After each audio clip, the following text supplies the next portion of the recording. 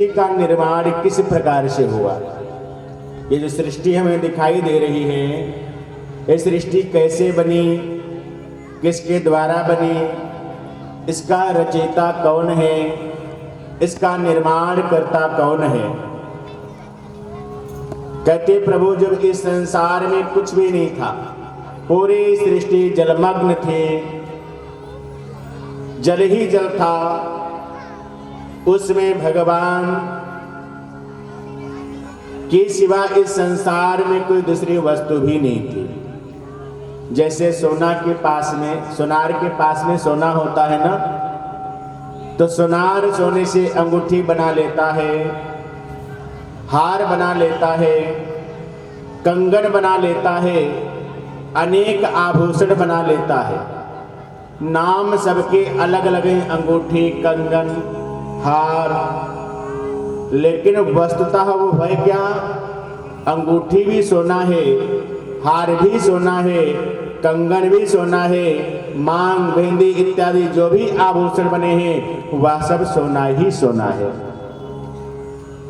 जैसे कुम्हार होता है ना, तो कुम्हार के पास में मिट्टी विद्यमान है, वह मिट्टी से दीपक बनाता है, मिट्टी से घड़ा बनाता है, मिट्टी से पैसे डालने वाला भी पात्र बनाता है, गोलक कहते हैं, सुराही बनाता है, दीवा बनाता है, मिट्टी से अनेक पात्र बनाते हैं। लेकिन दीवा, घड़ा, ये अलग अलग नाम सिर्फ देखने के लिए, समझने के लिए है। वस्तुतः चाहे दीपक हो, चाहे वह मिट्टी का घड़ा हो, चाहे वह मिट्टी की गोलक हो, सब क्या है? सब मिट्टी है। नाम अलग अलग हैं, लेकिन रूप अलग अलग होते हुए भी वह सब मिट्टी के ही बने हैं। ऐसे ही इस संसार में सोनार के पास तो सोना था, कुम्हार के पास मिट्टी थी, तभी उसने सब कुछ बनाया। लेकिन भगवान के पास न सोना था और न ही मिट्टी थी, वह सिर्फ अकेले थे। इस कारण स्वयं भगवान बने और स्वयं भगवान ने बनाया। आपने देखा होगा विचार करके, गौ माता का जो बच्चा होता है ना, कहते इस संसार में गौ का बछड़ा भी या बछड़ी बड़े होने पर गौ का रूप धारण कर लेते हैं या नंदी का रूप धारण कर लेते हैं। बकरी का बच्चा बकरी होता है, शेर का बच्चा शेर होता है। ऐसे ही इस संसार में परम पिता परमेश्वर की कृपा से हम और आप सभी उन्हीं की संतान हैं, वही हैं, कुछ और नहीं है। हमारे बीच में महाराज श्री पधार रहे हैं। विश्व हिंदू परिषद की तरफ से, श्रीमद् भागवत महापुराण ज्ञान गंगा की तरफ से, मंच की तरफ से हार्दिक स्वागत एवं अभिनंदन है। इस संसार में कहते प्रभु जब सृष्टि का निर्माण हुआ तो निर्माण करते करते रतेर्थम यत् प्रतीयेत न प्रतीयेत चात्मने यद विद्यादात नो मायाम यथा भासो यथा तमः। जिस प्रकार से जल से नमक भी उत्पन्न होता है, जो नमक सागर से उत्पन्न होता है, लेकिन कोई सागर में हाथ डाल करके कोई ढूंढे क्या नमक मिलेगा, तो किसी को नमक मिलने वाला नहीं है। दूध में मक्खन विद्यमान होता है, लेकिन कोई मक्खन दूध में हाथ डाल करके निकालना चाहे तो निकलेगा नहीं। उसे नाना प्रकार से प्रयत्न के द्वारा, यंत्रों के द्वारा ही इस संसार में मक्खन निकलेगा और तभी मक्खन प्राप्त हो सकता है।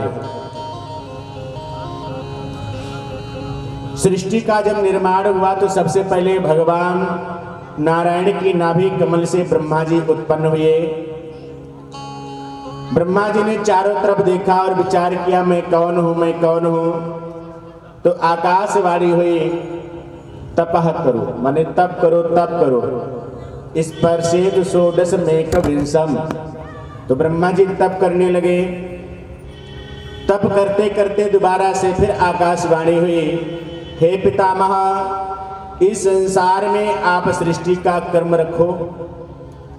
तो कहते प्रभु सृष्टि का तो क्रम मैं बनाऊंगा, लेकिन सृष्टि जो बनेगी उसको मैं रखूंगा कहाँ, बसाऊंगा कहाँ पर? तो भगवान कहते सबसे पहले सृष्टि का निर्माण कार्य तो प्रारंभ करो। तो सबसे पहले सनक सनंदन सनातन सनत कुमार उन्होंने मानसी सृष्टि का निर्माण किया।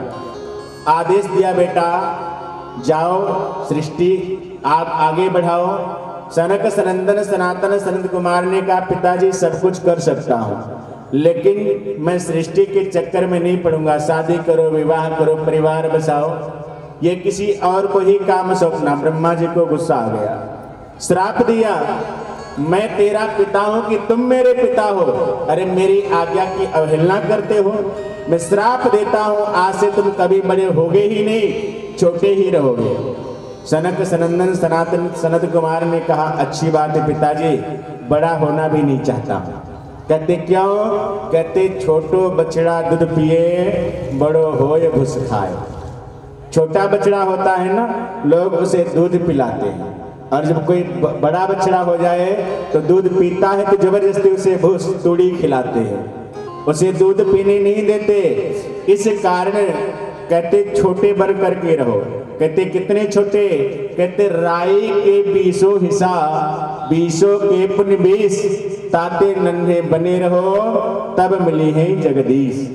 मने भगवान से मिलना चाहते हो तो नन्हे का मतलब, छोटे का मतलब सरलता, सादगी, नम्रता।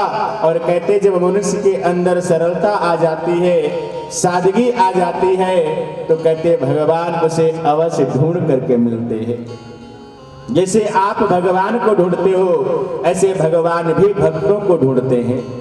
भगवान की सिर्फ एक शर्त है, जब मेरे दरवाजे पर आना तो कैसे आना?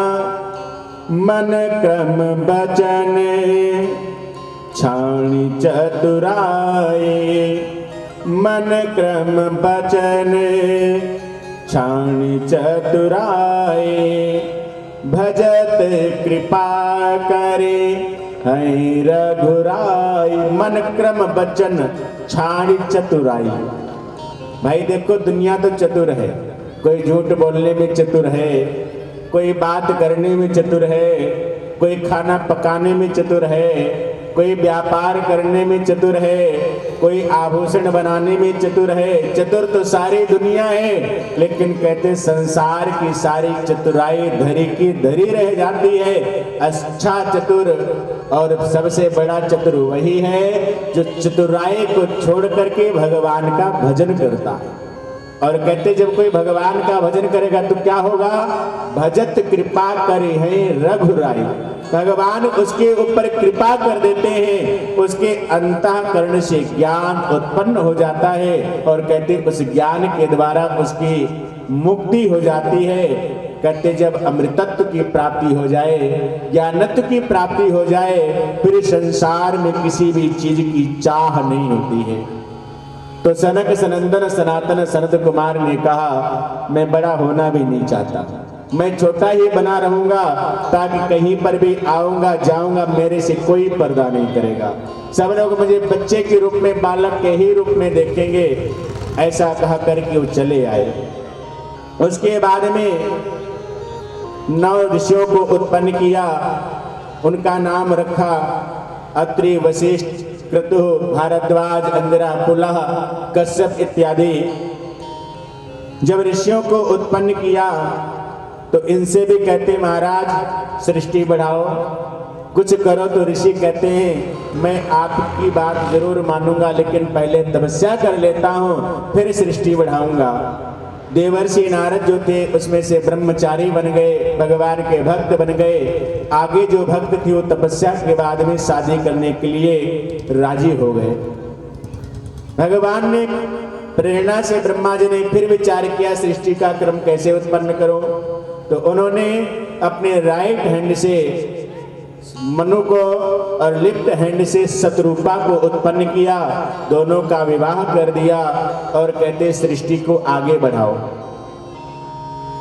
मन में विचार करने लगे प्रभु इस संसार में सृष्टि तो मैं उत्पन्न करूंगा, लेकिन सृष्टि को रखूं कहां? रखने के लिए कोई स्थान तो चाहिए, क्योंकि सृष्टि जिस पर रुकेगी, इस भूमंडल को, इस पृथ्वी को हिरण्याक्ष हरण करके ले गया था।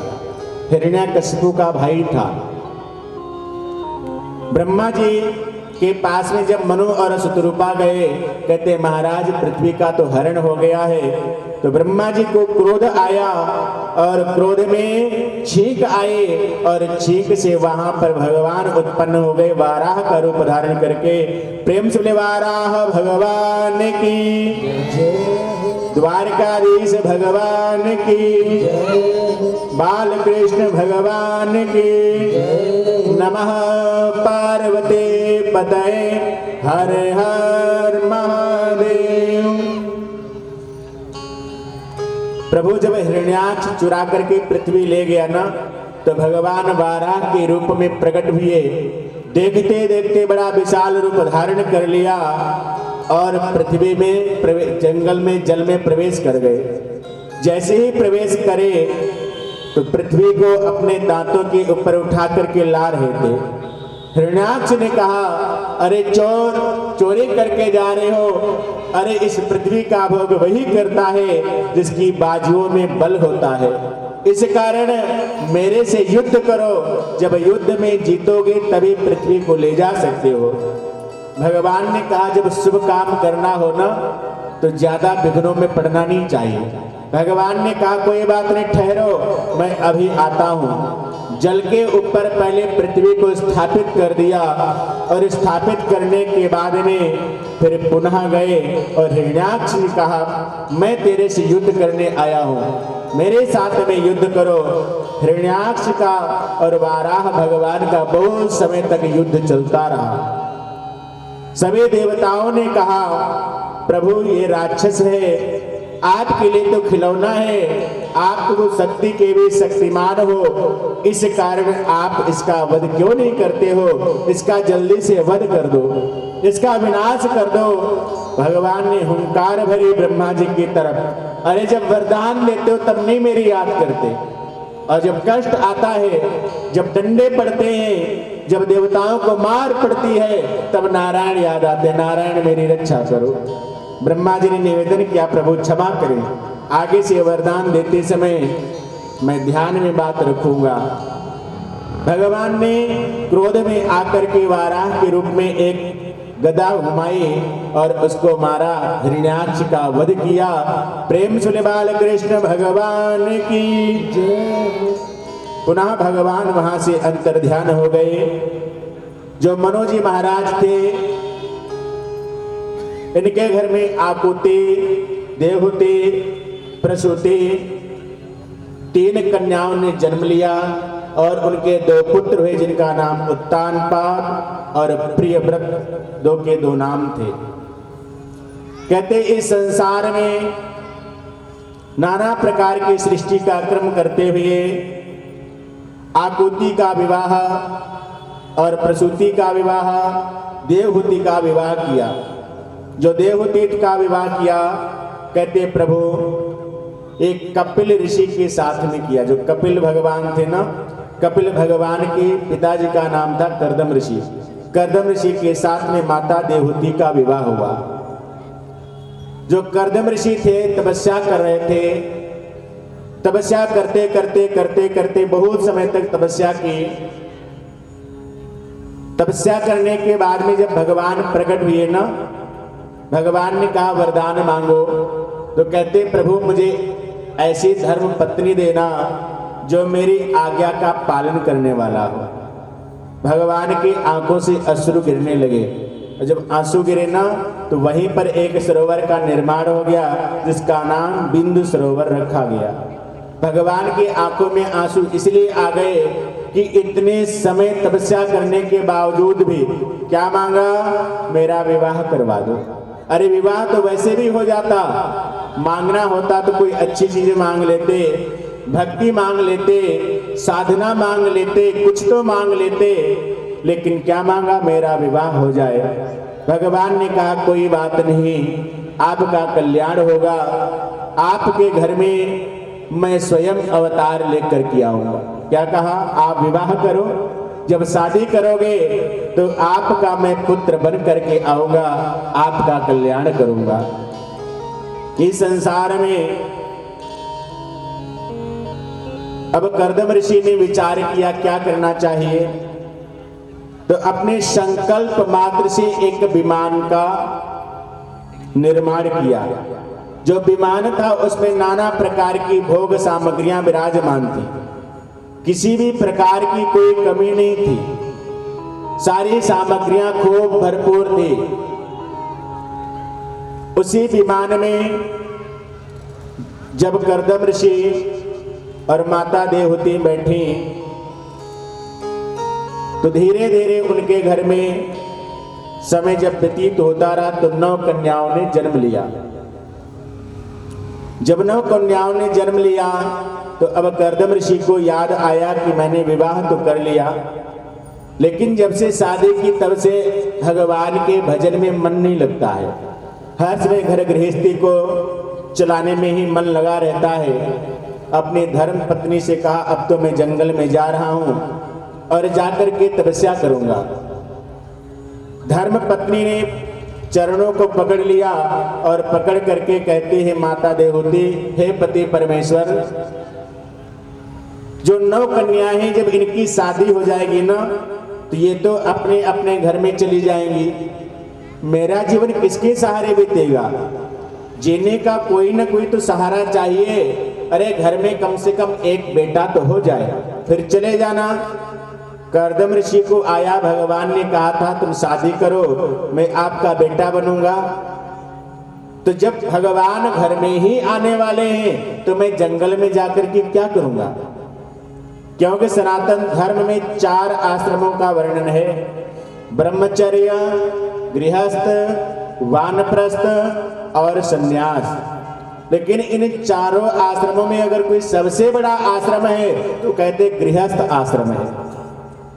गृहस्थ आश्रम को इसलिए बड़ा कहा गया है क्योंकि गृहस्थ आश्रम पूरे विश्व का भरण और पोषण करता है।